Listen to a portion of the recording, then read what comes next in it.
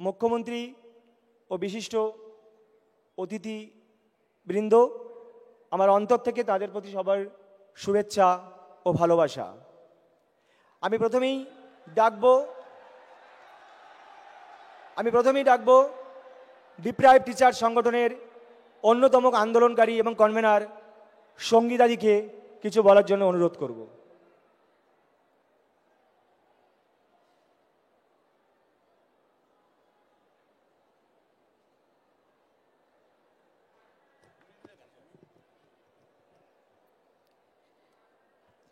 প্রথমেই মাননীয় মুখ্যমন্ত্রীকে আমার প্রণাম জানাই, মঞ্চে উপবিষ্ট সমস্ত সুধীজনকে আমার প্রণাম জানাই এবং আমার সহকর্মী সহযোদ্ধারা যারা এখানে উপস্থিত হয়েছেন তাদের সবাইকে আহ্বান জানাই। আজকে আমরা এখানে উপস্থিত হয়েছি একটি কারণ আমাদের জীবন এবং জীবিকা আজকে সংশয়ের মুখে।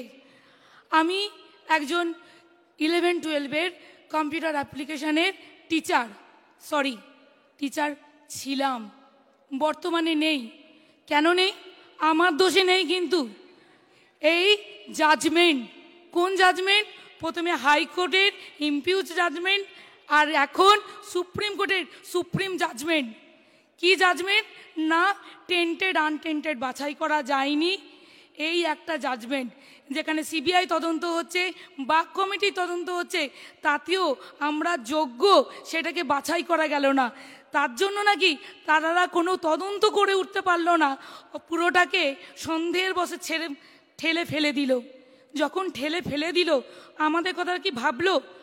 আমরা যে মেধাবী স্টুডেন্ট, দিনের পর দিন রাতের পর রাত পড়াশোনা করে এই একটা সরকারি চাকরির জন্য পড়ি, তখন আমাদের চোখের জল বাবা মা যখন দেখে, তাদের সারা দিনের রোজগারের পর তারা আমাদেরকে রাত জেগে পড়াশোনার সময় বসে থাকে। আজকে আমি বুড়ো বাবা মার দিকে তাকিয়ে থাকি, আমি তার একটি মাত্র মেয়ে। তার সমস্ত ওষুধের খরচা, তাকে দেখার খরচা সমস্ত আমার। অথচ আজকে আমার চাকরিটা নেই। হয়তো আমার মা আমার থেকে আর টাকা চাইবে না, হয়তো আমার বাবা আর বলবে না ওষুধ কিনে দেবার কথা। আমার মেয়েটা যে স্কুলে পড়ছে, আমি জানি না ভবিষ্যতে তাকে আর ওই স্কুলে পড়াতে পারবো কি না। আমার মতো এখানে হাজার হাজার আমার সহযোদ্ধারা এখানে উপস্থিত হয়েছে, তারা সামনের মাসে কি খাবে সেটা জানে না। যাদের হয়তো একটা বাড়ি তৈরি হয়নি, আদৌ মাথার ছাদ হবে কিনা জানি না। কেন হলো এরকম? আমরা তো জাজমেন্টই চেয়েছিলাম, আমরা তো সুবিচার চেয়েছিলাম, আমরা সুবিচারের জন্য সুপ্রিম কোর্টে গিয়েছিলাম, যা যা তথ্য দেওয়া দিয়েছিলাম, তারপরেও আমাদের এই অবস্থা। আমাদের স্কুলগুলো কি অপরাধ করেছে? আমাদের স্কুলের বাচ্চাগুলো, আমি আমার সাবজেক্টের একজন মাত্র টিচার, এইরকম সিঙ্গেল সাবজেক্টের টিচার এখানে অনেক আছে। আজকে সেই স্টুডেন্টগুলোর কি হবে? শাস্তিটা কাকে দিল? কাকে দেওয়ার কথা? আর কতজন মানুষ পেল? আমরা যারা 20,000 যারা যোগ্য, কিছু অযোগ্যের জন্য তাদের সবাইকে ফেলে দিল। 20,000, শুধু আমরা 20,000 নয়, প্রত্যেক একজনের পিছনে আরও 5 জন, আর তার পিছনে আমাদের স্কুলের বাচ্চারা। আজকে হাহাকার করছে সবাই যে আমরা পরের মাসে খাবো কি, আমাদের বেতনটা আসবে তো, আমাদের সমাজে সবাই বলবে না তো যে দেখো কত টাকা দিয়ে চাকরিটা পেয়েছিলিস। আমার ফেসবুক গ্রুপে লিখেছে, কিরে কত টাকা দিয়ে চাকরিটা পেয়েছিলিস, আমার ন্যায় বিচার কোথায়? আমি সুপ্রিম কোর্টে গিয়েছিলাম আমার ন্যায় বিচার দেওয়ার জন্য। আমি ন্যায় বিচার চাইছি মাননীয় মুখ্যমন্ত্রীর কাছে, আমার ন্যায় বিচার চাইছি। আপনি যেভাবেই হোক, যে করেই হোক, আমাদের ন্যায় বিচার পাইয়ে দিন, আমরা নইলে মারা পড়ব। আমাদের এই একটি, আমরা হয়তো অনেক চাকরি পেয়েছিলাম কিন্তু যাইনি। আমি নিজে অনেকগুলো চাকরি পেয়েছিলাম, কিন্তু আমি এটাকে ভালোবাসি। আমি আইটি থেকে ছেড়ে এসেছি কারণ আমি একজন শিক্ষক হতে চেয়েছিলাম। এরকম অনেকে আছে যারা অন্যান্য জব ছেড়ে এসেছে, কি না তারা শিক্ষকতাটাকে বেছে নিয়েছে। আমাদের কি দোষ একটাই যে আমরা 2016 SLST পরীক্ষার্থী। কি করে সবাইকে বলে অল আর ফ্রড? আপনারা বাঁচলেন না কেন? অল আর ফ্রড মানে জানেন?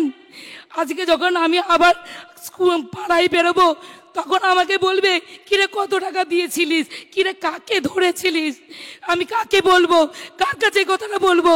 আমি সুবিচার চাই, চিৎকার করে করে বলছি আমি সুবিচার চাই। আমার যোগ্যতায় পাওয়া চাকরিটা ফিরে পেতে চাই, আর কিছু চাই না, আর কিছু চাই না।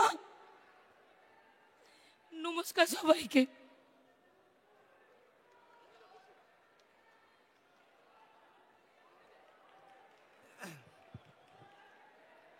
সত্যি আমাদের বলার কোনো ভাষা নেই, আমার চোখে জল এসে যাচ্ছে। মানে আমি আমার বাড়ির একমাত্র সিঙ্গেল আর্নিং মেম্বার, মানে এই চাকরিটা না থাকলে আমার জীবনটা কি হবে আমি ভাবতেই পারছি না।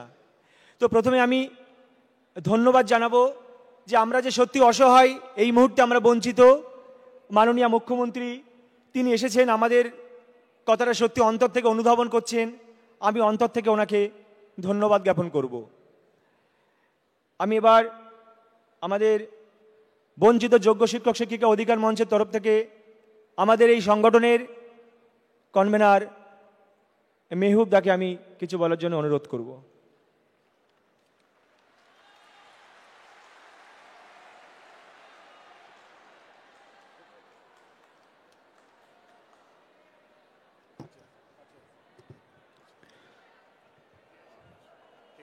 সভায় উপস্থিত বিশিষ্ট ব্যক্তিবর্গ এবং রাজ্যের মুখ্যমন্ত্রী মাননীয়া মমতা বন্দ্যোপাধ্যায় মহাশয়াকে প্রণাম জানাই এবং সবচেয়ে বড় শ্রদ্ধা এবং সম্মান জানাই এই মঞ্চের মধ্যে উপস্থিত আমার সহযোদ্ধাদের, যারা সর্বস্ব খইয়েও এখনো পর্যন্ত চুপ হয়ে ধৈর্য বজায় রেখে তাদের ন্যায্য অধিকারের জন্য প্রচেষ্টা চালিয়ে যাচ্ছে। আমরা যখন আমাদের যোগ্যতার পরীক্ষা দিয়ে আমরা যখন গভর্নমেন্টের কাছ থেকে আমাদের অ্যাপয়েন্টমেন্ট লেটারটা পেয়েছিলাম, আমাদের অ্যাপয়েন্টমেন্ট লেটারে লেখা ছিল এই ব্যক্তি যদি নিজে কোনো অপরাধ করে তবেই তার চাকরি যাবে। কিন্তু আমরা কোনো অপরাধের সঙ্গে যুক্ত ছিলাম না, আমরা কোনো অবৈধভাবে নিযুক্তির সঙ্গে যুক্ত ছিলাম না, কিন্তু দুর্ভাগ্যজনকভাবে আমাদেরই চাকরি গিয়েছে, আমাদেরই অধিকার হরণ হয়েছে, আমাদেরই জীবন জীবিকা বিপন্ন হয়েছে। আজ আমরা দেখেছি যে সুপ্রিম কোর্টেও আমাদের ন্যায় বিচার পেলাম না। আমরা আজ এখানে এসেছি মাননীয় মুখ্যমন্ত্রীর সামনে সেই একই ন্যায় বিচারের দাবি করতে।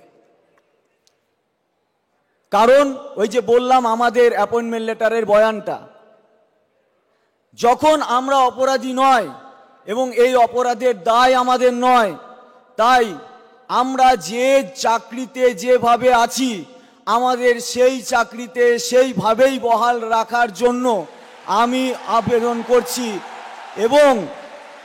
এবং 7 বছর আগে আমরা পরীক্ষা দিয়ে আমাদের যোগ্যতার প্রমাণ দিয়েছি। আজ এইখানে উপস্থিত যত সরকারি কর্মচারী আছেন, ইনক্লুডিং সুপ্রিম কোর্টের যে জাজ মহাশয় আমাদের জাজমেন্ট কপিটা লিখেছেন, তাকেও যদি আজকে আবার পরীক্ষা দিতে বলা হয়, আমার মনে হয় না তিনি সাকসেস হতে পারবেন। তাই আমরা কোনো দ্বিতীয় পরীক্ষায় দিতে চাই না, অন্তত এই চাকরির প্রশ্নে। আমাদের এই চাকরিতে স্বমহিমায় বহাল রাখার জন্যই আমরা আবেদন করছি এই সভাকক্ষে। এবং আমরা জানি যে একটা কোর্টের ধাক্কা আমরা খেয়েছি, এবং কোথায়? চিফ জাস্টিস অফ ইন্ডিয়ার বেঞ্চে। তাই আইনি জটিলতা অনেক, কিন্তু তারপরেও এখনো 2টো স্তর এখনো বাকি আছে। তারপরেও আছে, কিন্তু প্রথম 2টো, একটা হচ্ছে রিভিউ, অর্থাৎ যে জাজমেন্ট হয়েছে সেই জাজমেন্ট প্রত্যাশিত নয় এবং আমরা বলছি, কারণ আমরা আইনের দ্বারা বঞ্চিত হয়ে বলছি ওই আইন আমরা মানতে পারছি না, ওই আইন আমরা মানতে পারছি না। তারপরেও ওই আইনকে পুনর্বিবেচনার জন্য আমরা তো সুপ্রিম কোর্টে যাবই, যেমনভাবে গিয়েছিলাম আমরা আমাদের রাজ্য সরকারকেও এবং আমাদের নিয়োগ অথরিটিকেও রিভিউ পিটিশনের জন্য যাওয়ার জন্য অনুরোধ করব। শুধু যাওয়া নয়, গেলেই হবে না, সেই দুটো পিটিশন থেকে আমাদের ফিরিয়ে নিয়ে আসার জন্য উপযুক্ত এবং যথোপযুক্ত ব্যবস্থা করতে হবে।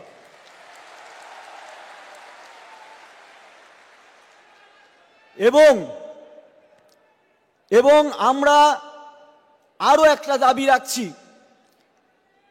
এই যে বিচারপতি আছেন তার বেঞ্চে আমরা রিভিউ চাইছি না, সেই সময়টাকে ব্যবহার করতে হবে। এবং আমরা জানি যে রিভিউ টু কিউরেটিভ আমাদের জেতার সম্ভাবনা আছে, এবং সেই যতদিন পর্যন্ত এই প্রক্রিয়াটা সম্পন্ন হচ্ছে না ততদিন পর্যন্ত আমাদের দাবি, আমাদের কোনো রকম টার্মিনেশন লেটার দেওয়া যাবে না। আমরা যে চাকরি করছি সেই চাকরিতে স্বমহিমায় বহাল থাকতে চাই, এবং এর জন্য কোনো কন্ডেম অফ কোর্ট হবে না, তার প্রভিশন আছে, আমরা সেটা জেনেছি। আর এই পর্বের মধ্যে কোনো পরীক্ষার বিজ্ঞপ্তি দেওয়া যাবে না, কারণ আমরা পরীক্ষা পদ্ধতিতে দ্বিতীয়বার যেতে চাইছি না। এবং রিভিউ পিটিশনের আগে, অর্থাৎ পরবর্তী পিটিশনের আগে, রিভিউ এবং কিউরেটিভের আগে আমাদের ওএমআর এর মিরর ইমেজ এবং আমাদের সুপ্রিম কোর্টের জাজমেন্টে সহ সিবিআই এর যে ইনভেস্টিগেশন রিপোর্ট এবং চার্জশিট, সেখানে বৈধ এবং অবৈধ দুটো ক্যাটাগরিকে ডিভিডেশন করা হয়েছে। আমরা চাই, এবং আমাদের নিয়োগ অথরিটিও সুপ্রিম কোর্টে সেটা মেনেছেন, সিবিআই রিপোর্টটাকেও মেনেছেন, তার মানে মেনেছেন যে যারা বৈধ তাদের পক্ষে আমরা আছি, তাই বৈধদের একটা পরিচ্ছন্ন তালিকা নিয়ে রিভিউ পিটিশনে যেতে হবে।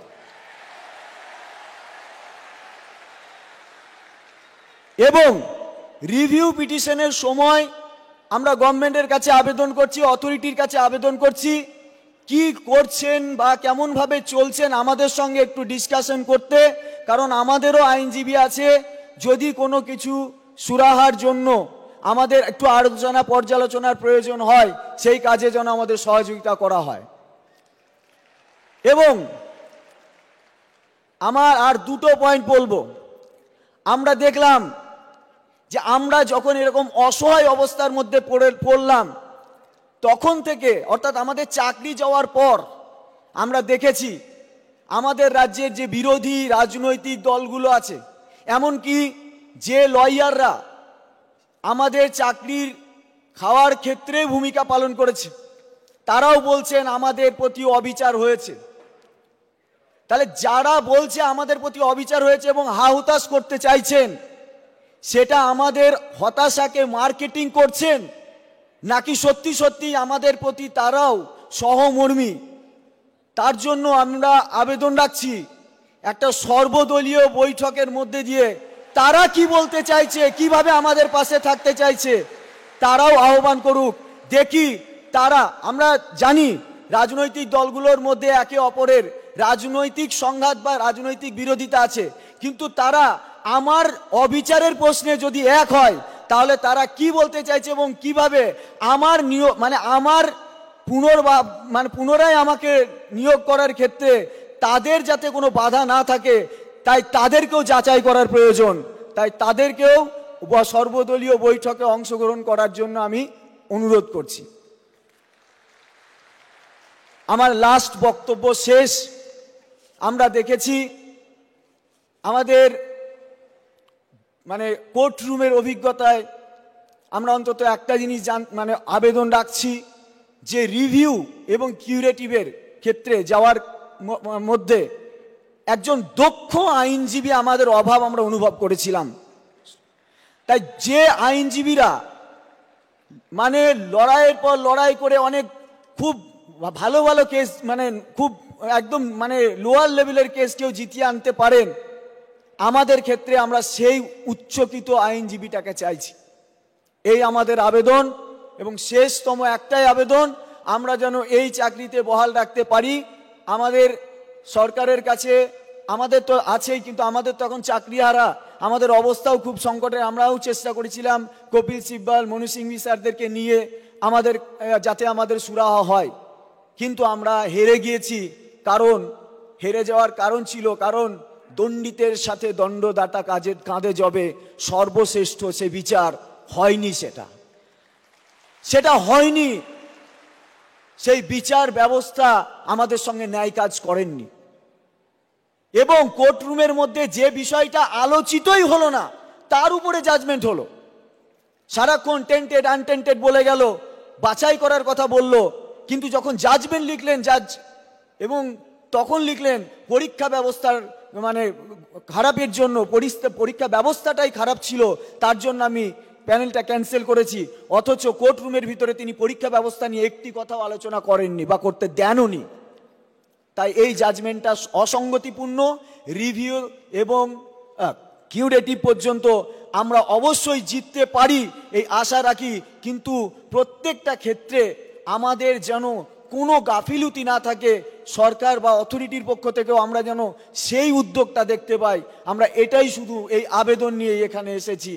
তাই সকলকে আমি আমার এই চাকরিহারা শিক্ষক, যারা বিনা দোষে চাকরি হারিয়েছে, তাদের পাশে থাকার জন্য আমি সমস্ত মানুষকে আহ্বান জানাচ্ছি যে আমাদের পাশে থাকুন, এবং আমাদেরকে যদি মনে করবেন যে আমরা সত্যি সত্যি মানে আর 5 জনের মতো, তাহলে জাজমেন্টটাও ভালো করে পড়ুন, সিবিআই এর রিপোর্টগুলোকেও দেখুন। কারণ সিবিআইয়ের যে জাজমেন্ট, সেই সিবিআইয়ের যে ইনভেস্টিগেশন, তাতে তো ফাঁসি পর্যন্ত হয়ে যায়। সিবিআই তো সব জায়গায় বিশাল ভূমিকা নাকি পালন করে। তা আমার ক্ষেত্রে সিবিআইয়ের রিপোর্টটাকে মানা হলো না কেন?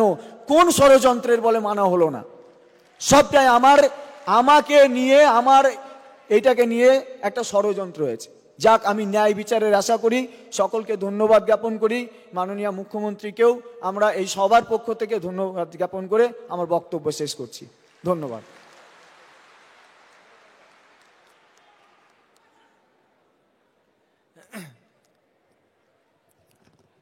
আমি শুধু একটি কথা বলবো, যেটা মেহবুবদা একটু বলল, যে কলকাতা হাইকোর্ট যখন আমাদের প্যানেলটা বাতিল করেছিল, তখন তার অজুহাত দিয়েছিল যে স্যাগ্রিগেশন করা যাচ্ছে না, কোনোভাবেই পৃথকীকরণ করা যাচ্ছে না। আর সুপ্রিম কোর্ট আমাদের প্যানেলটা বাতিল করলো স্যাগ্রিগেশনের জন্য নয়। কি কারণ? যে নাকি আমাদের নিয়োগ প্রক্রিয়াটাই অবৈধ। কিন্তু আমাদের রিটেন টেস্ট, ভেরিফিকেশন, ভাইভা, প্রত্যেকটা প্রসিডিওর আমরা সুন্দরভাবে মেনে আমরা চাকরিটা জয়েন করেছিলাম। কিন্তু কোন যুক্তিতে এই মহামান্য আদালত এই রায় দিল আমরা বুঝতে পারলাম না। তাই এই রায় যেমন যুক্তিপূর্ণ নয়, আবার আইন যদি শুধু যুক্তির কথা বলবে, তো আইনে কি কোনো মানবিকতা নেই? তাহলে যে আইনের মধ্যে কোনো মানবিকতা নেই, সেই আইনটাকেই আমরা মানি না। এই আইনটাকে কোনোভাবেই আমরা মানতে পারবো না। আর একটি প্রসঙ্গে আমি একটা কথা বলবো, হয়তো একটু সময় যাচ্ছে, আমি ক্ষমা চেয়ে নিচ্ছি ম্যাডামের কাছে, যে বিখ্যাত সাহিত্যিক যখন মানিক বন্দ্যোপাধ্যায় খুব কষ্টের মধ্যে জীবন কাটাচ্ছিলেন কলকাতার একটা ছোট্ট ফুটপাতে, তখন সেই মানিক বন্দ্যোপাধ্যায়ের প্রতি খুব অবিচার হয়েছিল। কিন্তু যখন তিনি মারা গেলেন, তার বুকের উপরে অসংখ্য ফুলের পাহাড় জন্মেছিল। ছোট্ট বয়সে দূর থেকে দেখে কবি সুভাষ মুখোপাধ্যায় একটি কবিতা লিখেছিলেন, পাথরের ফুল। ওই বুকের উপরে জমে থাকা ওগুলো ফুল নয়, আসলে এক একটি পাথর। তাই আমরা যখন এখন মরে আছি, এই মরা মানুষগুলোকে নিয়ে বিভিন্ন রাজনৈতিক বিরোধী দল তারা এখন বিভিন্ন রকম বাণী দিচ্ছেন।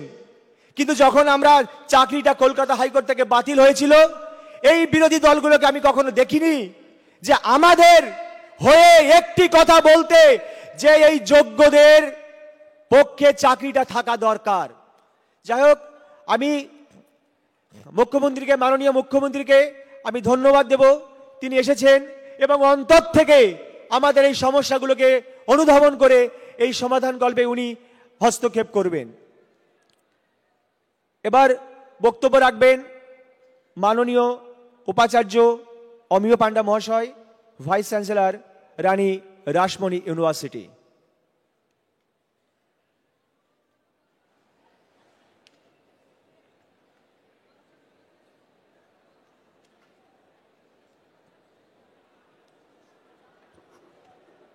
সম্মাননীয় মুখ্যমন্ত্রী শ্রীমতী মমতা বন্দ্যোপাধ্যায়, মাননীয় শিক্ষামন্ত্রী ব্রাত্য বসু মহাশয়, ডক্টর মনোজ পন্থ, বিনোদ কুমার, মঞ্চে বিশিষ্ট বিদ্বজন, আমার সহকর্মী উপাচার্যরা এবং আমার দর্শক আসনে উপবিষ্ট আমাদের গর্ব, আমাদের অহংকার, আমাদের অস্মিতা, আমাদের শিক্ষককুল, আপনাদের প্রত্যেককে আমি যথাস্থানে আমার প্রণাম প্রীতি জানাই। আসলে অদ্ভুত আঁধার এক এসেছে পৃথিবীতে আজ। যারা অন্ধ সবচেয়ে বেশি আজ চোখে দেখে, তারা যাদের হৃদয়ে কোনো প্রেম নেই, প্রীতি নেই, করুণার আলোড়ন নেই, পৃথিবী অচল আজ তাদের সুপরামর্শ ছাড়া। আমি জানি আজকে ক্ষুধার রাজ্যে গদ্যময় পৃথিবীতে আপনারা বলবেন এ তো অন্যায়, কিন্তু আমি দৃঢ় বিশ্বাস করি যে আমাদের শিক্ষককুল অত্যন্ত পরিশ্রম, দক্ষতা, সঠিক প্রস্তুতি নিয়েই চাকরির পরীক্ষায় উত্তীর্ণ হয়েছেন। বিশ্ববিদ্যালয়ের আঙিনায় থেকে আমার এই উপলব্ধিটুকু হয়েছে যে আজকে তারা একটা দুর্ভাগ্যের শিকার। আমার কাছে নেট সেট পাওয়া অনেক গবেষক গবেষণা করেছেন, তাদের মধ্যে কিছু শিক্ষক দেশ গড়ার তাগিদে তাদের গবেষণা মাঝপথে থামিয়ে দিয়েই তারা এই মহান ব্রতে ব্রতী হয়েছিলেন। তা যদি না করতেন, তারা আরও উচ্চতর বিদেশে গবেষণা করে তারা আরও উচ্চতর শিক্ষাঙ্গনে যুক্ত হতে পারতেন।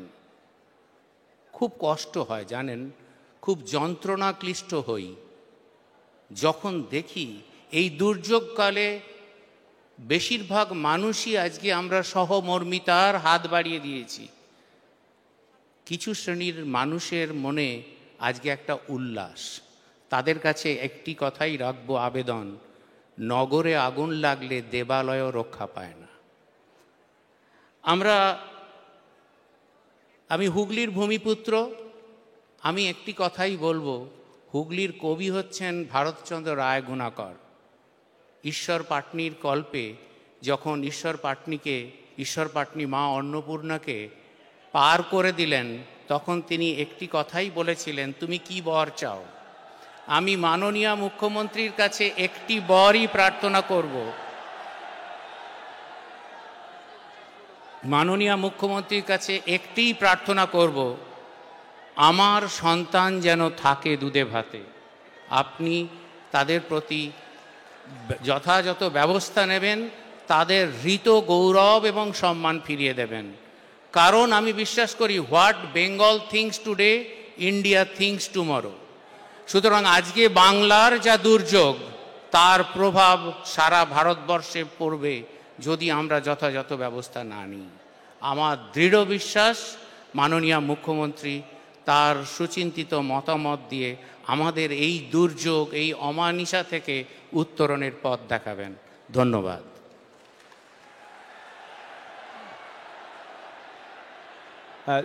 ধন্যবাদ জানাই স্যারকে। এবার বক্তব্য রাখবেন প্রখ্যাত কথা সাহিত্যিক আবুল বাশার মহাশয়।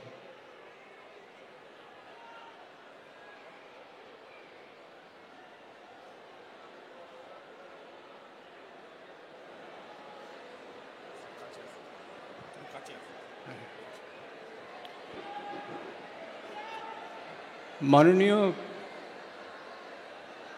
মুখ্যমন্ত্রী, শ্রদ্ধা মুখ্যমন্ত্রী এবং আমাদের মাননীয় শিক্ষামন্ত্রী ব্রাত্য বসু, আমার বন্ধুরা এবং যারা অধ্যাপক রয়েছেন আর প্রশাসনের ব্যক্তি যারা রয়েছেন, ব্যক্তিত্ব,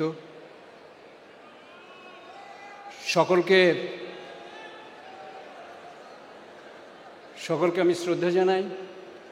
আর এখানে যারা যোগ্য মেধাবী শিক্ষকরা এসেছেন, এখানে বঞ্চিত যারা আজকে, তাদের সঙ্গে আমি একেবারেই সহমত যে ভারতবর্ষের বিচার ব্যবস্থা একটা অন্ধ গলিতে ঢুকে পড়েছে। এটা একটা প্রহসনে পরিণত হয়েছে। এদের উপরে আর আস্থা রাখা যাচ্ছে না এবং বাঙালিকে একটা মহা সংকটের মধ্যে ফেলে দিয়েছে। এবং এ সমস্ত গভীর ষড়যন্ত্রের ব্যাপার, এর পিছনে রাজনীতি আছে, অত্যন্ত সংকীর্ণ দলীয় রাজনীতি আছে। আমাদের মুখ্যমন্ত্রী একটা কথা বলেন যে ধর্ম যার যার তার তার, কিন্তু ধর্মকে ঘিরে যে উৎসব সেটা সবার। তেমনি আমি ওই সেই সুরেই বলবো যে দল দলেরই, কিন্তু মুখ্যমন্ত্রী সবার। অতএব চাইতে আইনের ভাষায় আছে যার যা নেই সেটা দিতে পারে না, তার কাছে চাইতে হবে যিনি দিতে পারেন। এটা একটা লাতিন পরিভাষা আছে আইনের, নিমোদাত কুইনেন হাবাত, যার যা নেই সে তা দিতে পারে না। অতএব মুখ্যমন্ত্রীর কাছে চাইতে হবে। তিনি আজকে পুলিশেরও মানবিক মুখ তৈরি করে দিয়েছেন, আমাদের বুকে হৃদয় দিয়েছেন বাঙালির। তিনি ব্যবস্থা করবেন। এ ব্যাপারে আমার 100% আস্থা রয়েছে। তাকে যেন সারা জীবন আমি শ্রদ্ধা করে যেতে পারি। নমস্কার।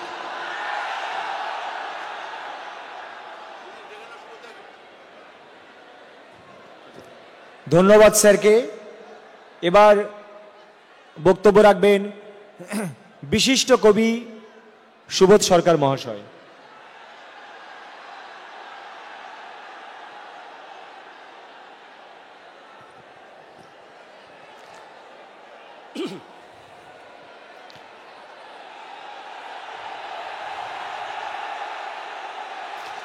আমি জানি আপনারা কার কথা শুনতে চাইছেন, তিনি এসে কথা বলবেন। আমি 2 মিনিটে একটি ছোট্ট কথা আপনাদের বলি।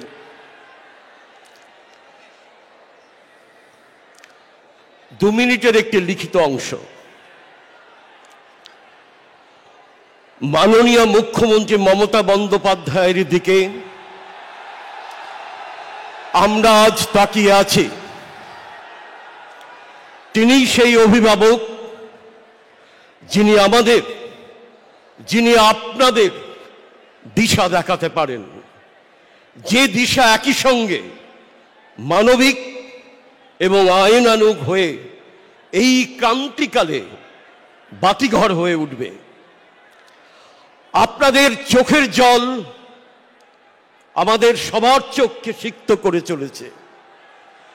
আপনাদের হাহাকার আমাদের বিদীর্ণ করে চলেছে। আমরা ঘুমোতে পারছি না।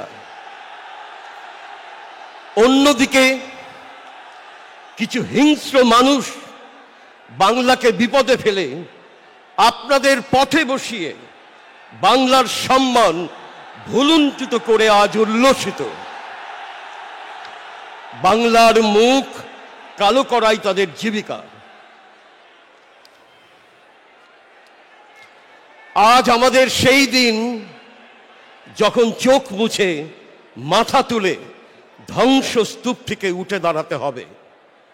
মাননীয় মুখ্যমন্ত্রী, আপনি ভারতবর্ষের শ্রেষ্ঠ মানবিক মুখ্যমন্ত্রী। তার প্রমাণ কন্যাশ্রী থেকে লক্ষ্মী ভাণ্ডার, পর্যন্ত পরিব্যাপ্ত হয়ে আছে। আপনার মানবিকতাই হলো সেই সুপ্রিম কোর্ট যা আমাদের সবার চোখের জল মুছিয়ে দিতে পারবে। নমস্কার, ধন্যবাদ।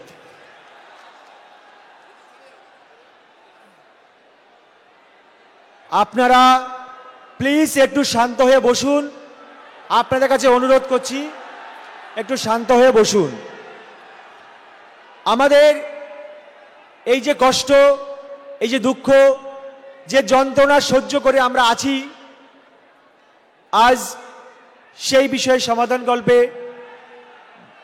আমাদের প্রাণপ্রিয় মানবিক মুখ্যমন্ত্রী মমতা বন্দ্যোপাধ্যায় তিনি এসেছেন। তিনি এ বিষয়ে এবার কিছু আমাদের অবশ্যই বলবেন। আমি দিদিকে কিছু বলার জন্য অনুরোধ করছি।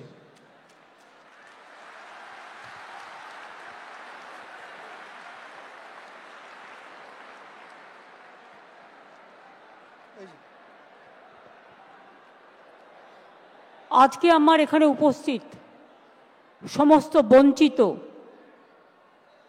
যারা একটা কলমের খোঁচায়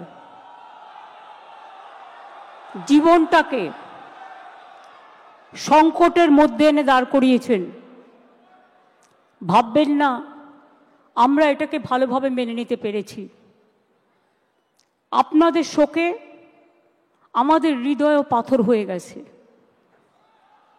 আপনাদের শোকে আমরা মানবিক মানুষ, মনে রাখবেন আমাদের রক্ত যেমন আছে, মাংস যেমন আছে শরীরে, আমাদের হৃদয়ে কিন্তু পাথর নেই। এবং তাই একথা বলার জন্য আমাকে জেলেও ভরে দেওয়া যেতে পারে, কিন্তু আই ডোন্ট কেয়ার। আমি মনে করি মানুষ যখন বিপদে পড়ল, সে লাল কি সাদা কি হলুদ বা সবুজ আমার দেখার দরকার নেই। তাদের পাশে দাঁড়িয়ে তাদের অহংকার, তাদের মর্যাদা, তাদের সম্মান, তাদের অস্তিত্ব, তাদের অস্মিতা সব কিছু ফিরিয়ে দেওয়ার দায়িত্ব আমরা কেউ অস্বীকার করতে পারি না।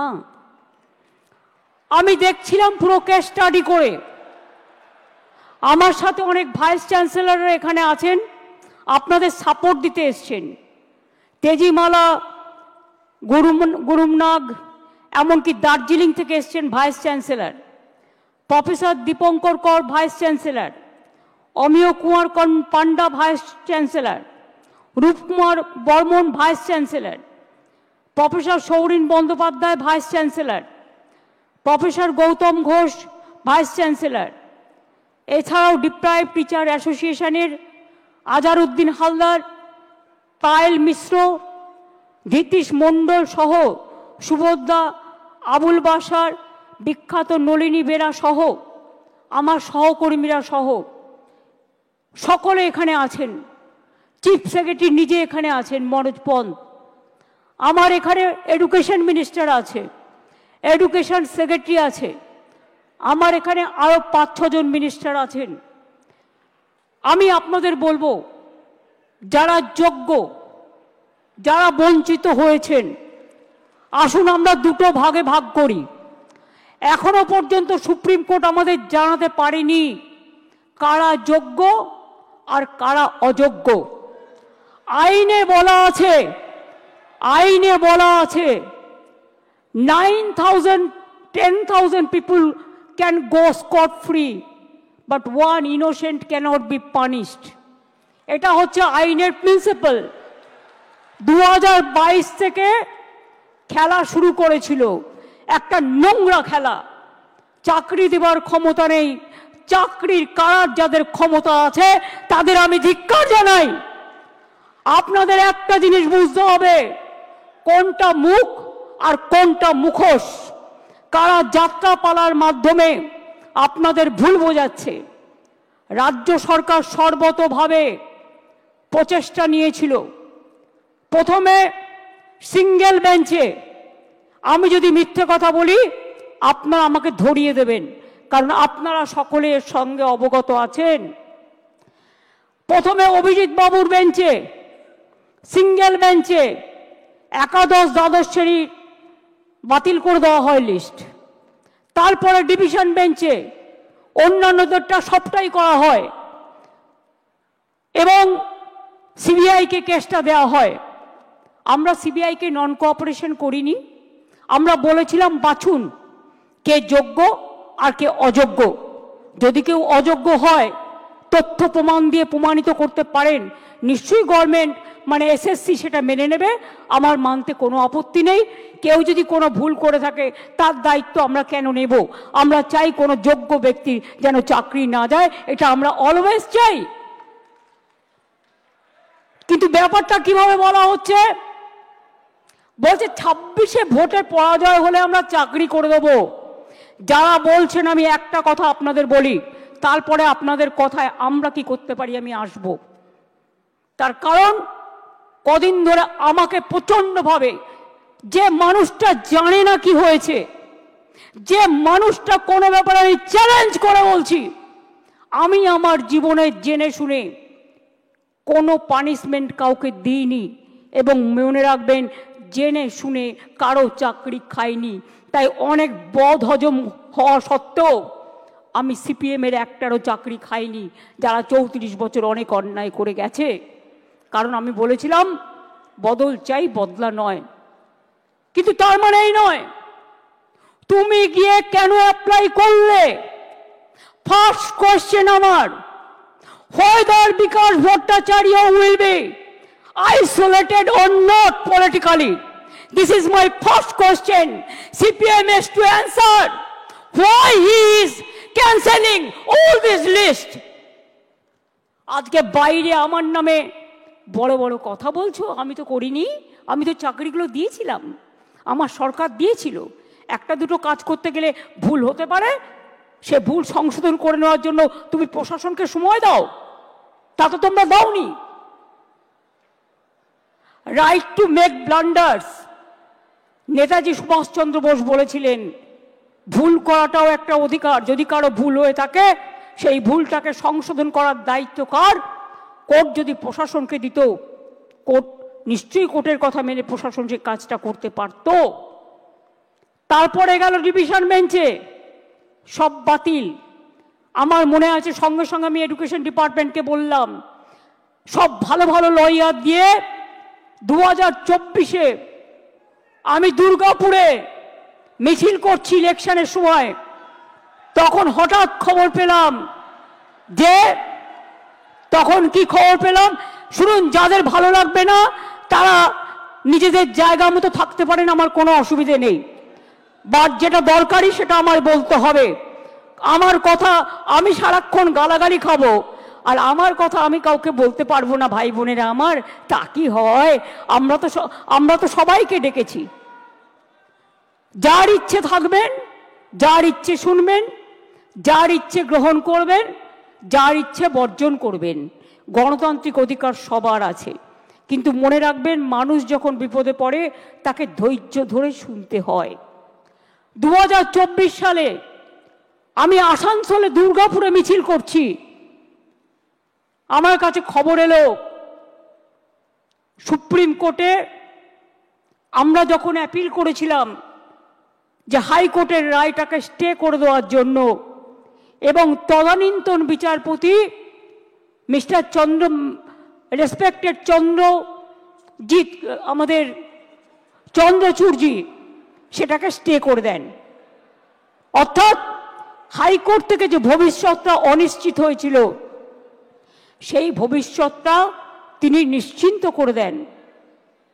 তারপর আবার দেখলাম আরেকজন বিচারপতি এলেন, একজন প্রধান বিচারপতির একটা রায়কে আর একজন প্রধান বিচারপতি সম্পূর্ণভাবে যোগ্য অযোগ্য না দেখে বাতিল করে দিলেন। মনে রাখবেন,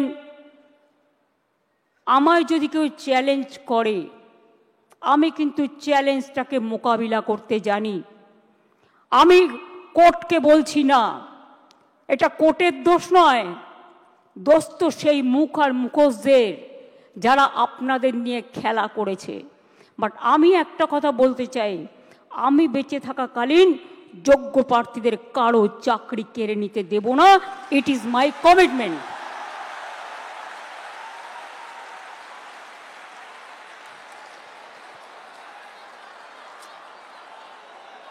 শিক্ষা ব্যবস্থাকে ভেঙে পড়ার জন্য, ভেঙে ফেলে দেওয়ার জন্য, শিক্ষা ব্যবস্থাকে ভেঙে ফেলার জন্য একটা চক্রান্ত চলছে, একটা পরিকল্পনা চলছে। 9, 10, 11, 12 টিচাররা gateway of the higher education তারা তৈরি করে। তারা অনেকে খাতা দেখছে, তারা অনেকে গোল্ড মেডালিস্ট আছে, তাদের জীবনে ভালো রেজাল্ট করে এসছে। সবাইকে চোর বলে দিচ্ছেন, সবাইকে অযোগ্য বলে দিচ্ছেন। এই বলবার অধিকার আপনাদের দিল কে? আমি সরাসরি চ্যালেঞ্জ করছি। আর এই রায়ের পেছনে কিছু খেলা তো নেই। সেই খেলাটা কে খেলেছেন? একজন প্রধান বিচারপতি স্টে করে দিচ্ছেন।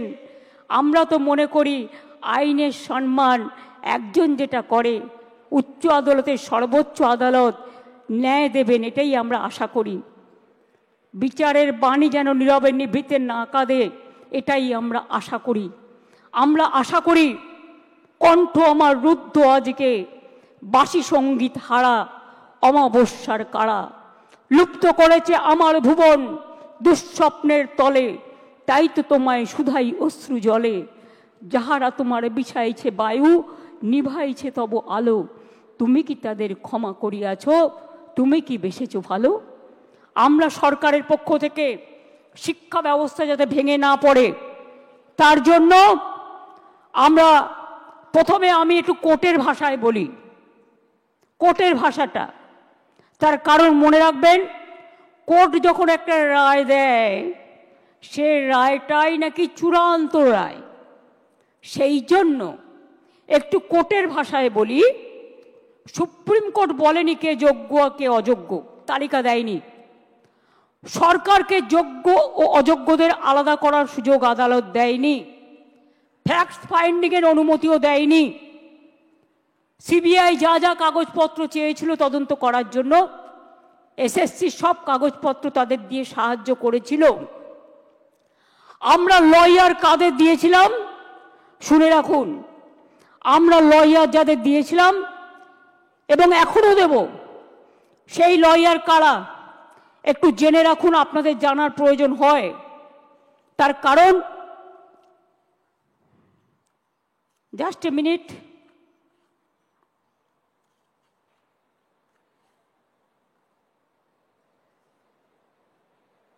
সম্ভবত আমার যতটুকু মনে আছে অভিষেক মনু সিংভি ছাত্রদের হয়ে লড়েছে। যাই হোক, তোমাদের সাপোর্ট দিয়েছি আমরা, হেল্পিং হ্যান্ডস। অভিষেক মনু সিংভি, এবার আমরা বলেছি, এবার আমরা কাদের নিচ্ছি সেটা বলে দিচ্ছি। আমরা অভিষেক মনু সিংভিকে বলছি, আমরা কপিল সিব্বলকে বলছি, আমরা রাকেশ দ্বিবেদীকে বলছি, আমরা কল্যাণ ব্যানার্জিকে বলছি, আমরা প্রশান্ত ভূষণকেও বলতে বলেছি, এবং তাছাড়াও আরও অনেক লিগাল ফার্ম থাকবে যারা রাজ্য সরকারের হয়ে যোগ্য টিচারদের সমর্থনে আইনের লড়াই করবে। আমি কোর্টের কথায় বলছি, এই লাইনটা আমি বলবো কোর্টের কথায়।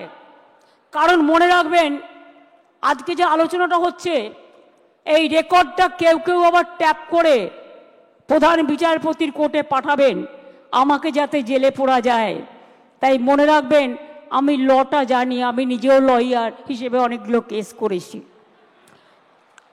While we are bound by the ruling of the Honorable Supreme Court, যারা এটা কোর্টে পাঠাবেন ভালো করে শুনে নিন। While we are bound by the ruling of the Honorable Supreme Court, we are taking proactive steps to ensure that the situation is handled with the utmost care and fairness. We will explore all possible legal avenues including seeking modifications of the judgment and other reliefs to provide justice to those who have been affected.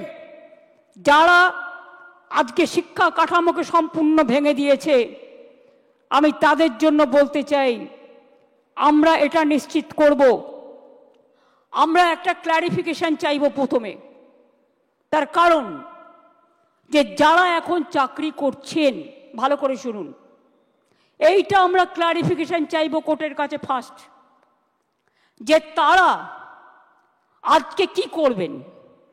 আপনারা যে বললেন নতুন করে পরীক্ষা নিয়ে list করতে, আগে আমাদের জানতে হবে যে স্কুলের বাচ্চাগুলোকে তারা পড়াতেন, যারা স্কুলে যেতেন, যারা কাজ করতেন, যারা শিক্ষক শিক্ষিকারা আজও স্কুলে অনেকে যাচ্ছেন, তাদের জন্য আপনাদের কি ক্ল্যারিফিকেশন? স্কুল কে চালাবে? কাজগুলো কে চালাবে? না খেয়ে মানুষ মেরে দেবার অধিকার তো আমারও নেই, আপনারও নেই, কারোরই নেই। তাই এইটার ব্যাপারে আমার অনুরোধ, যারা চাকরি দিতে পারবেন না তারা যেন চাকরি কেড়ে না নেন, এটা নিশ্চিন্ত করবার জন্য যা করার এডুকেশন ডিপার্টমেন্ট করবে। আদালতের রায় বেরোনোর 15 মিনিটের মধ্যে আমি নিজে চিফ সেক্রেটারি এডুকেশন ডিপার্টমেন্টকে দিয়ে ডিটেলস মিটিং করিয়েছি এবং আমরা আমাদের প্রসেস শুরু করতে বলেছি। আদালতের রায় বেরোনোর 2 ঘন্টার মধ্যেই চিঠি পাঠানো হয়েছে কমিশনকে। আমার বিশ্বাস, আমি আপনাদের বলছি, আমি এখন ভবিষ্যতেরটাও বলে রাখছি, ধরুন ক্লারিফিকেশনে বলে দিল না চাকরি করা যাবে না যতক্ষণ পর্যন্ত ফ্রেশ অ্যাপয়েন্টমেন্ট হবে না। আমায় দুটো দিক ভেবে রাখতে হচ্ছে, কোনটা মাইনাস হতে পারে, কোনটা প্লাস হতে পারে। ইফ ইট ইজ মাইনাস, তাহলে আমরা কি করব?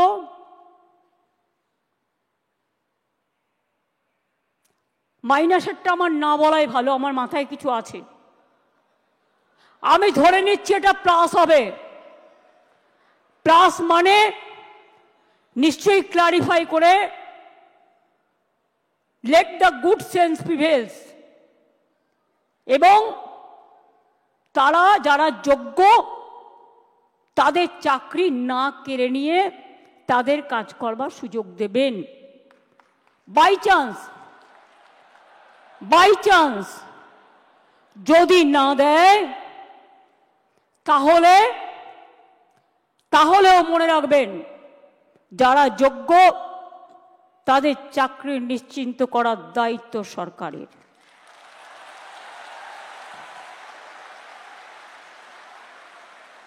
পরিষ্কার বলছি, কোনো রাগঢাক নেই। সুপ্রিম কোর্টের আইন অনুযায়ী করব। কিভাবে করব? যখন কেউ পথ দেখায়, পথের মধ্যেই পথ খুঁজে নেয়। পথে চলতে গেলে গর্ত আসতে পারে, পথে চলতে গেলে কিছু রাস্তা ভাঙা থাকতে পারে, বাট ভাঙা রাস্তা পেরিয়েই মানুষকে এগিয়ে যেতে হয় সফল রাস্তায়। এবং তাই মনে রাখবেন, আমাদের plan A ready, B ready, C ready, D ready and E ready. মনে রাখবেন, এই যোগ্য টিচারদের চাকরি যাতে কোনোভাবে না যায়। যদি বলে তোমাকে 2 মাসে প্রসেস করতে হবে, আপনাদের তো কেউ চাকরি টার্মিনেট করেনি এখনো পর্যন্ত, করেছে কি? কোনো নোটিশ পেয়েছেন? আপনার বিরুদ্ধে দুর্নীতি না যদি প্রমাণ করতে পারে, তো কি আপনাকে কেউ যেতে বারণ করেছে? যান না, আপনি আপনার কাজ করুন না। আপনার কাজ কে বারণ করেছে? আপনারা বাচ্চাদের শিক্ষা দেবেন না? আপনারা বাচ্চাদের পড়াবেন না? আপনারা স্কুলগুলোতে ক্লাস করবেন না?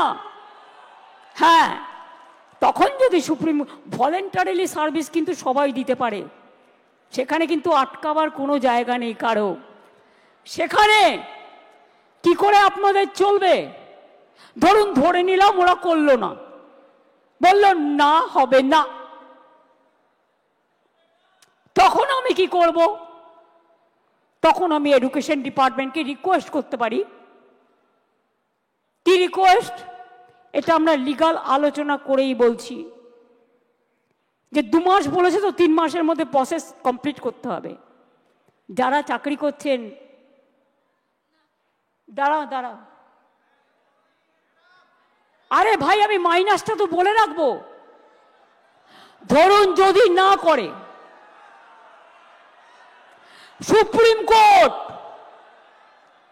তাহলেও মনে রাখবেন অল্টারনেটিভ যা করার আমরা করব, এবং সেক্ষেত্রে আপনারা যাতে আবার চাকরি ফিরে পান তার ব্যবস্থা প্রসেসের মধ্যে দিয়েই 2 মাসের মধ্যেই কমপ্লিট হবে, এবং আপনাদের চাকরি ব্রেক হবে না। কারণ আপনার এক্সপিরিয়েন্স এবং অ্যাডিশনাল কনসেশন আপনারা পাবেন যারা 10 বছর ধরে চাকরি করছেন। এটা মাথায় রাখবেন।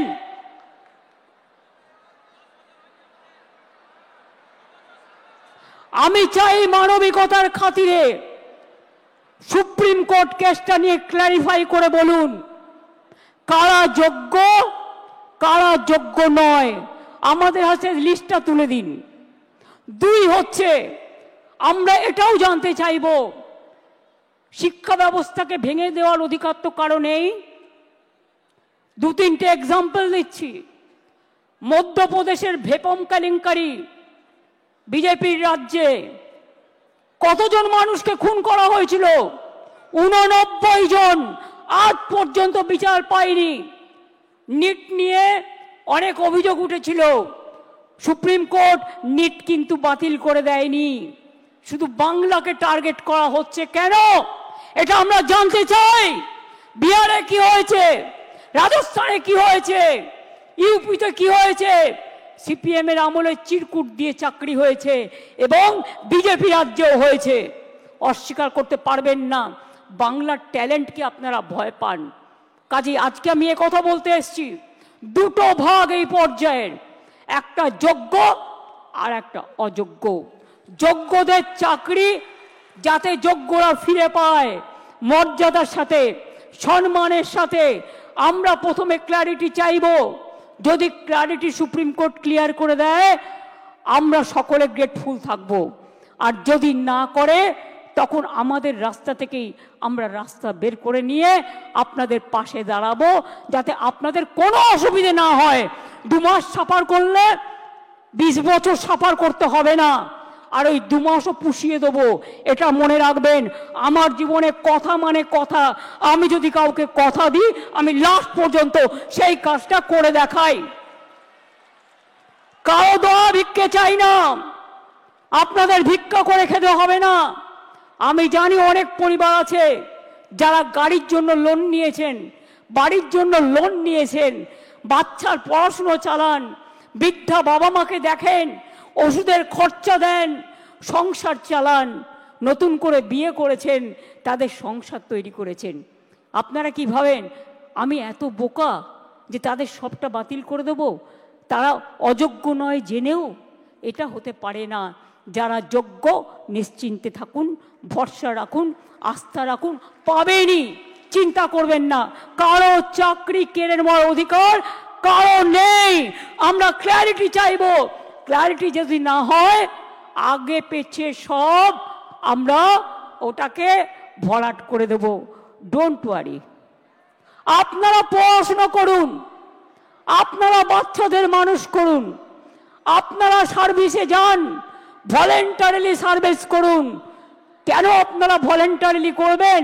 তার কারণ আমাদের সুপ্রিম কোর্টে ক্লারিফিকেশনের জন্য যেতে হচ্ছে বলে আইন মোতাবেক আমরা চাই আইন আপনাদের সুরাহা করুক। আর যারা রাস্তায় দাঁড়িয়ে চিৎকার করে আমায় গালাগালি দিচ্ছেন তাদের বলবো, আপনারা তো চারিদিকে লোক পুষে রেখেছেন। এই রায় তো আপনারা কলকাঠি নাড়েননি তো। মমতা ব্যানার্জিকে খাস্তা করতে গিয়ে মনে রাখবেন টিচারদের চাকরি কেড়ে নেবেন না, ওদের জীবন যৌবন কেড়ে নেবেন না, যোগ্যদের চাকরি কাড়বেন না, যোগ্য প্রার্থীদের অমর্যাদা করবেন না। মমতা ব্যানার্জিকে হাজারবার আপনারা মিথ্যে কথা বলতে পারেন, কুৎসা করতে পারেন, চক্রান্ত করতে পারেন, মনে রাখবেন সুস্থ বাঘের থেকেও আহত বাঘ আরো ভয়ঙ্কর।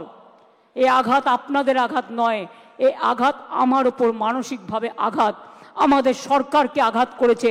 এই আঘাতের প্রত্যুত্তর আমরা ফিরিয়ে দেব কাজের মধ্যে দিয়ে, সম্মানের মধ্যে দিয়ে, জীবন জীবিকার মধ্যে দিয়ে।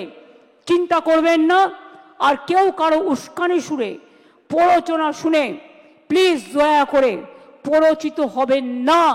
মনে রাখবেন মাথার ওপরে আমরা আছি, মামাটি মানুষের সরকার আছে, কারো প্রতি কোনো অবিচার আমরা করব না। এটা আমি কথা দিয়ে গেলাম, এটা আমি কথা দিয়ে গেলাম, এটা আমি কথা দিয়ে গেলাম। যারা বলছে 2026-এ করবেন, দাঁড়ান এক সেকেন্ড, আরেকটা শুনে নিন। ত্রিপুরায় 10,000 টিচারের চাকরি হয়ে গিয়েছিল কোর্টের জন্য। বিজেপির ম্যানিফেস্টো বলা হয়েছিল, প্রতিশ্রুতিতে প্রথমবার, এবার তো দ্বিতীয়বার এসছে, যে তারা জিতলে সব টিচারদের চাকরি ফিরিয়ে দেবে। দেয় তো নি, উপরন্তু যারা প্রতিবাদ করতে গিয়েছিল তাদের মাথাগুলো মেরে ফাটিয়ে দিয়েছে। সুতরাং মনে রাখবেন, এদের বিশ্বাস করবেন না, এরা দুমুখে কেউটে সাপ। আমরা এক নয়, এটা মাথায় রাখবেন। আম গাছে কখনো আমরা ফলে না, আর আমরা গাছে কখনো আম ফলে না, এটা মাথায় রাখবেন।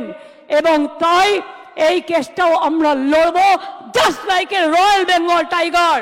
আর আমি স্টুডেন্টদের বলবো, এই ডিপ্রাইভ টিচার অ্যাসোসিয়েশনের যারা আছে তারাও একটা গ্রুপ করে, আমরা যে লয়ারদের দিচ্ছি তারাও যদি মনে করেন তারা কনসাল্টিং প্রসেসে থাকবেন, তাদের স্যাটিসফ্যাকশনের জন্য আমি এডুকেশন মিনিস্টার এবং সেক্রেটারি এবং চিফ সেক্রেটারি এখানে আছে, তাদের রিকোয়েস্ট করব ওদের থেকেও একটা স্মল গ্রুপ তৈরি করে নাও।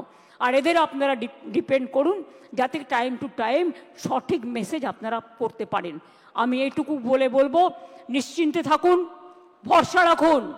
আগে আমাকে যোগ্যদেরটা ঠিক করতে দিন, আগে আমাকে যোগ্যদেরটা ঠিক করতে দিন, তারপরে আমি অন্য কথা বলবো। আমি আবার ডাকবো, আগে যোগ্যদেরটা হয়ে যাক, বাদ বাকি যারা থাকবেন, যাদের অযোগ্য বলা হচ্ছে তাদের বিরুদ্ধে কি কি এভিডেন্স আছে আমি দেখব। সত্যিই যদি এভিডেন্স প্রমাণিত হয় তারা অযোগ্য, তখন আমার কিছু হয়তো করার থাকবে না ওই ডিপার্টমেন্টে, কিন্তু সেটা নিয়ে আমরা আলোচনা করব পরে। আগে ফার্স্ট ফেজ যোগ্যদেরটা রক্ষা করা, সেকেন্ড ফেজ কাকে অযোগ্য বলেছে, কেন বলেছে, কি কারণে বলেছে, কোন এজেন্সি তদন্ত করেছে, কি কি কাগজপত্র আছে, টোটালটা দেখব। তারপরে তাদের নিয়ে আমি আলাদা করে মিটিং করে আমাদের কথা বলবো। আমার মনে হয় আপনারা নিশ্চিন্তে থাকুন, চিন্তা করবেন না, এবং যোগ্য অযোগ্যের মধ্যে গন্ডগোল লাগাবেন না। ভাই ঠিক আছে, ঠিক আছে, যে কেউ অ্যাপ্লিকেশন দিতে পারেন। আমি এটাই বলবো, নিশ্চিন্তভাবে আপনারা বাচ্চাদের শিক্ষা দিন এবং যোগ্যরা যারা আছেন শিক্ষা দিন, শিক্ষিত করুন। বাদবাকি যারা আছেন আমি বলেছি তো পরে কথা বলবো, তাদের সাথেও যখন সুযোগ হবে আমি নিশ্চয়ই তাদের কথা শুনবো। এবং ফার্স্ট আমাকে তদন্তটা করতে দিন, ফার্স্ট আমাদের তদন্তটা করতে দিন। আমরা দেখতে চাই, শুনুন, পথ যখন হারিয়ে যায় নতুন পথ একটা খুঁজে পাওয়া যায়। কাজেই দুটো পথই আমাদের কাছে, আমরা ক্লারিফিকেশন চাইব, আইনের ধারা অনুযায়ী কাজ করব, আইন মোতাবেক কাজ করব। বাট কারো চাকরি যাওয়াটা আমাদের ধর্ম নয়, চাকরি ফিরিয়ে দেওয়াটা, চাকরি করে দেওয়াটা আমাদের ধর্ম। আমি এইটুকু বলে আমি আশা করব শিক্ষক শিক্ষিকারা তাদের কাজে তারা যেমনভাবে কাজ করছেন তারা কাজ করবেন, তাদের যেন কোনো রকমভাবে কোনো অসুবিধে না হয়। শিক্ষক না হলে আমার শিক্ষা ক্ষেত্রটাই টোটাল কোলাপস করে যাবে, বাচ্চারা পড়াশোনা করতে পারবে না। অনেকে খাতা দেখছেন, তারা খাতা দেখতে পাচ্ছে না। ভাই দাঁড়াও, তুমি কি অযোগ্য লিস্টে আছো? দাঁড়াও, তুমি কি অযোগ্য লিস্টে আছো? তুমি যোগ্য না অযোগ্য লিস্টে? তো যোগ্যদেরটা তো বলে দেওয়া হয়েছে, আবার কি? We have said everything. I think it is clear. It is very clear. Nothing is left out. বলে দিয়েছি যারা যোগ্যতা পাবেন, চিন্তা করার কোনো কারণ নেই। গায়ের জোরে ফোর্সফুলি তর্ক করে কিছু হয় না, ভালোবাসার দ্বারা যেটা হয়। তাই আপনাদের বলবো, এরপরেও যদি কারো কিছু বলার থাকে, আপনারা যে স্মল গ্রুপ আমরা তৈরি করে দিচ্ছি, তাদের মাধ্যমে এডুকেশন মিনিস্টারকে মিট করে কথা বলুন। আমি যোগ্যদের চাকরি কাটব না, যেমন করেই হোক কোনো না কোনো ব্যবস্থা করে দেব। আমি এটুকু আপনাদের বলতে পারি, চিন্তা করবেন না। আগে কোর্টে যাব, কোর্টে গিয়ে কোর্টের সিদ্ধান্ত জানব, কোর্টে ক্লারিফিকেশন নেব, তারপরে কি ব্যাপার কি ব্যাপার ওটা তো আমি আইনের ব্যাখ্যা বললাম।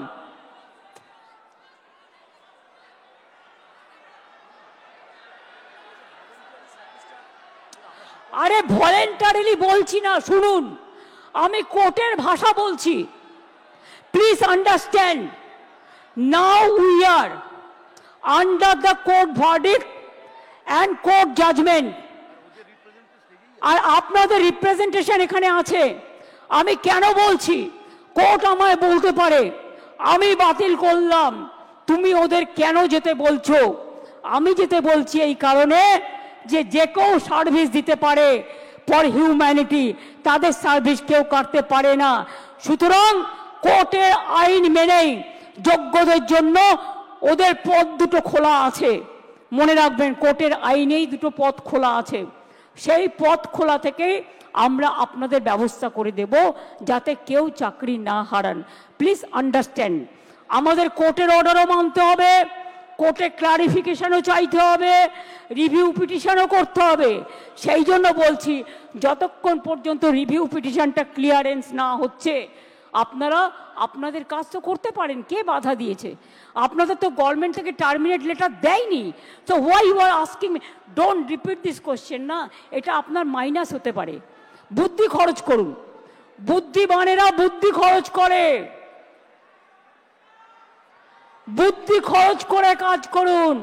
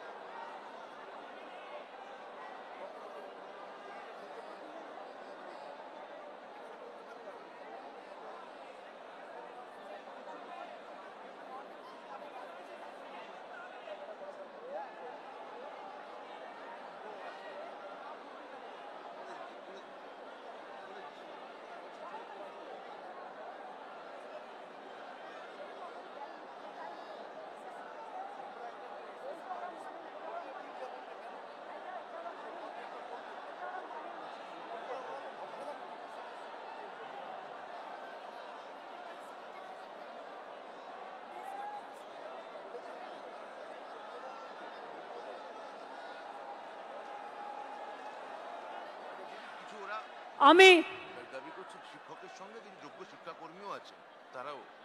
আচ্ছা, যোগ্য শিক্ষাকর্মীও যারা আছেন তাদেরও আমি আলাদা করে দেখছি না। আপনারা আপনাদের কাজ করবেন, আর যোগ্য আর অযোগ্যদের লিস্টটা আমরা সুপ্রিম কোর্টের কাছে চাইব, ঠিক আছে? তারপরে আমরা ডিসিশন নেব। প্লিজ, আপনার চাকরি গেলে যেমন ক্ষতি, অন্যের চাকরিও যদি বিনা কারণে যায় যারা যোগ্য, সেটাও কিন্তু তাদের ক্ষতি। এটা মাথায় রাখবেন। তাছাড়াও সুপ্রিম কোর্ট আর একটা অপশান দিয়েছে। অপশানটা কি? যদি আপনারা কেউ পুরনো জায়গায় কাজ করে থাকেন, পুরনো জায়গাতেও আপনারা গেলে সেখানে আপনাদের নিয়ে নেবে। তিনটে অপশান সুপ্রিম কোর্ট দিয়েছে, এটা মাথায় রাখুন। ভালো করে কোর্টের আইনটা পড়ুন। আমি এখন ল অনুযায়ী বললাম, as per law which is possible for me, I clarified. Next our clarification, we will ask through our advocate to the highest court. এটাই লাস্ট ওয়ার্ড, এটাই এ, এটাই বি, এটাই সি, এটাই ডি, এটাই এ, এটাই এ টু জেড। এই ভরসাটুকু রাখুন। আশা করি ভালো থাকবেন, সুস্থ থাকবেন, কাজ চালিয়ে যান। অনেক অনেক ধন্যবাদ। জয় বাংলা।